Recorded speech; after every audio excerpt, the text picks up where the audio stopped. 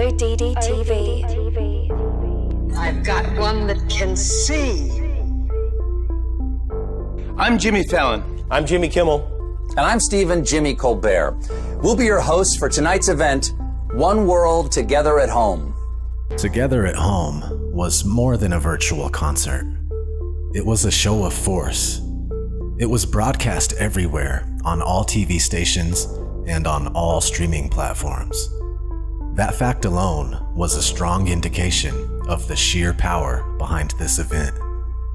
We're currently on 3 major American networks at the same time: NBC, ABC, and CBS, as well as social networks like Twitter, Instagram, and Facebook. Furthermore, the list of celebrities and powerful people who appeared during that event was simply staggering, with headliners such as Lady Gaga, Billie Eilish, Taylor Swift, and Celine Dion. However, this event was not only about music. The music was there to attract people. Between the performances, there were specific messages coming from powerful places. Ladies and gentlemen, the woman who put this entire evening together, Lady Gaga. Let's not kid ourselves here. Lady Gaga was the face of the event, but she was not the engine behind it. Together at Home was a massive PR campaign from the World Health Organization and the entire elite system behind it. Lady Gaga was put at the forefront of this event because her face and her name sell more than the face and the name of Tedros Adhanom Ghebreyesus, the Director General of the World Health Organization. For the same reasons, countless celebrities were enlisted to say specific messages because celebrities are the best vehicle to transmit messages from the elite to the masses. The logo itself sums up the message of the event. The hands of those in power keep people inside their houses. At the top, the words "One World," basically a call for a global government. One world order. While the event was meant to be comforting, there was something eerie about seeing countless celebrities with a somewhat spaced out look on their faces repeat the same slogans, chant the same mantras, and sing the praise of the same powerful organizations. Here are some of the messages communicated throughout the event. Creating a COVID culture. The most obvious and annoying aspect of Together at Home was its celebration of the COVID culture. Indeed, in the past 2 weeks, we've seen media doing its best to normalize a world where confinement, isolation, and video conferencing were the new norm. While social distancing is supposed to be an extreme and very temporary emergency measure to prevent the spread of a deadly disease, Together at Home appears to be promoting it as a long-term way of life. The usage of video conferencing is constantly promoted for everything. In the sad world that is presented in Together at Home, all aspects of life, including arts, family, business, and education, can be fulfilled through video conferencing. In their new world, human connections depend on an internet connection. It seems they want all human communications to be recorded and monitored. Teaching children through screens was not portrayed as an emergency, last resort measure.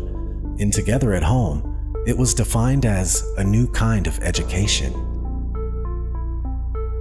Teachers are finding new and creative ways to educate. This is a brand new way of teaching for me, and I'm sure that this is a brand new way of learning for you. I'm making it a casual Friday with my unicorn onesie.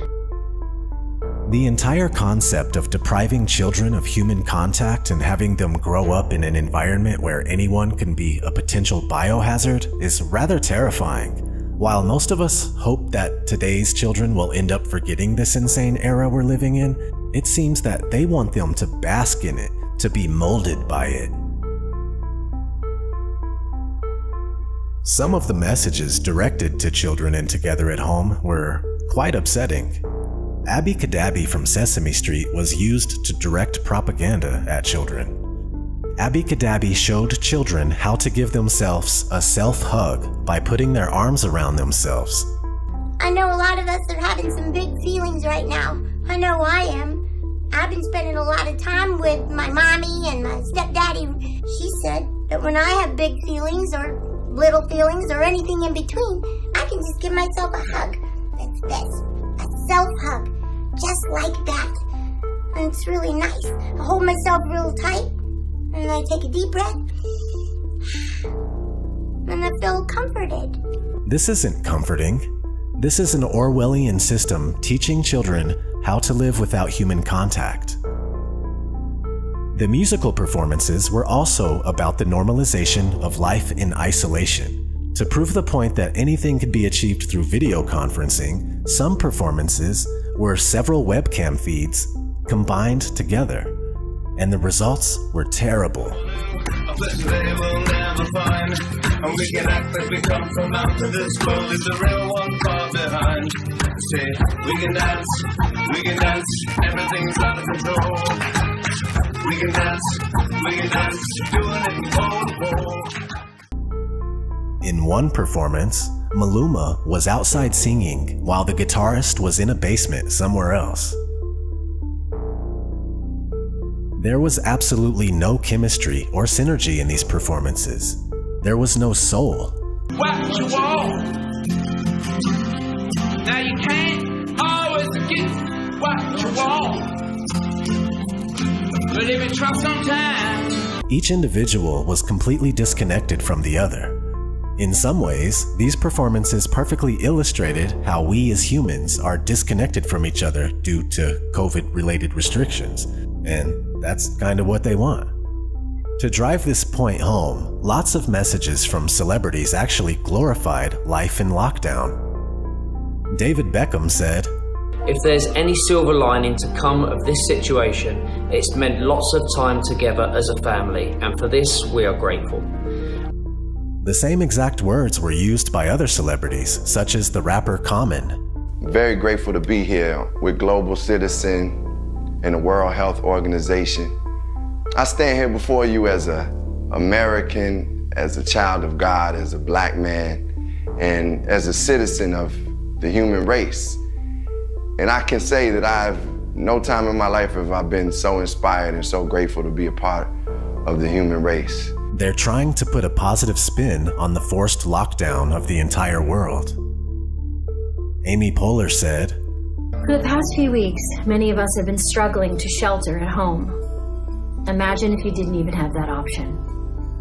The homeless community is one of the most vulnerable groups when it comes to facing COVID-19. Interesting fact, the words lockdown and confinement were never used during the broadcast. Instead, the expression sheltered at home was used. Why? Because confined implies coercion from an outside force, while sheltered conveys warmth and protection. That's how far they're willing to go to manipulate minds and perceptions. Also, one must love the fact that millionaires and billionaires are telling hardworking citizens that at least they're not homeless. So why are these celebrities promoting a confined-at-home way of life? Because those who organized together at home are thriving from this situation. The longer it lasts, the further they can advance their agenda. Promoting the global elite. The main goal of Together at Home was to put at the center stage powerful elite organizations that work at an international level, beyond national borders, such as the World Health Organization and the United Nations. They're telling people, we're taking charge of this situation. And Together at Home came at a very convenient time for the World Health Organization, which was under fire by several governments for its odd handling of the pandemic. The most damning accusation, the World Health Organization actually lobbied against travel bans from China at the beginning of the outbreak, back when it could have stayed in China. A February 3rd headline from Reuters says, World Health Organization chief says widespread travel bans not needed to beat China virus. A recent headline from Sky News about China actually using the World Health Organization to open Australia's borders says, China used the World Health Organization in a bid to open Australia's borders. So, after actually facilitating the spread of the virus outside of China, the WHO is now using Together at Home to push its policies. But who exactly is WHO? Here are its top 10 biggest contributors. Since the United States recently suspended its payments to the WHO, the organization's biggest contributor is now the Bill and Melinda Gates Foundation. Another major contributor to the WHO is the Gavi Alliance, formerly the Global Alliance for Vaccines and Immunization. Both of these organizations are also a part of ID 2020, an organization that is advocating for the use of vaccines to implement a global digital ID system using tattoos or microchips. Of course, Bill Gates had to be in Together at Home. To present him, host Stephen Colbert said, "Right now, one of the most difficult things about our current ordeal is that we don't know how long it will last. At times like this, I'd turn to one of the smartest guys I know. So tell us, Bill, Melinda, how much longer will we be dealing with all this?" And then Bill Gates responds, "The eventual end comes when we get a vaccine that protects all of us, not just in the US and the entire world. There's a lot of vaccine candidates that we're backing, and I'm optimistic by late next year, one of those will come out. And we need to make sure that gets out to everyone in the world." In other words, no freedom without a vaccine. This theme is repeated by several people throughout the broadcast. David D. Ho used his credibility as an MD to push the same message. "I have no doubt that science will come through, but our work will take time. Please buy us that time. The world must act as one now. Let's stay at home together, flatten the curve together, and give scientists the time needed to develop solutions to end this pandemic." In other words, no freedom without a vaccine. Actor Henry Golding was used to praise Gavi. He says, The organization is also working to make sure that once a vaccine is ready, it will be available to anyone who needs it. Thank you to all the scientists and researchers working to keep all generations safe from COVID-19. Throughout the event, the messages were so repetitive and carefully worded that we were basically swimming in neuro-linguistic programming. While most messages began by thanking healthcare workers because they needed something that everyone could agree on, the messages quickly moved to the subtle promotion of a global government through the use of specific phrases. The Director General of the World Health Organization had a word to say. "Today, we come together as one to express our common humanity. COVID-19 has taken so much from us, but it has also given us unique opportunity to put aside our differences, to break down barriers. I want to thank Lady Gaga, the many artists and humanitarians, global citizen, my friend Hugh Evans, and the United Nations for bringing us together as one world, together at home." Other figures from the United Nations had similar messages. The United Nations Secretary General also addressed the world. Guterres said, "Together, we will defeat this virus and rebuild a fairer world as united global citizens and United Nations." Michelle Obama and Laura Bush appeared together with a globalist message.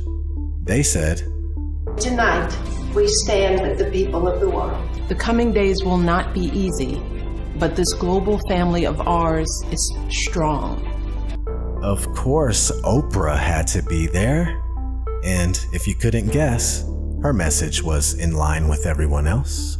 "Tonight, we stand as one world, united in our fight to rid the world of this disease." All these people are saying the exact same thing. They're using New World Order, One World Order buzzwords. Promoting mega corporations and organizations. Together at Home promoted several mega corporations that happen to be tightly associated with the global elite. Disguised as "thank you for your support" messages, these promotional ads actually glorified some of the most powerful organizations on Earth. Not only do they completely dominate their respective industries, but they also take part in elite gatherings such as the Bilderberg meetings and the World Economic Forum to shape global policies.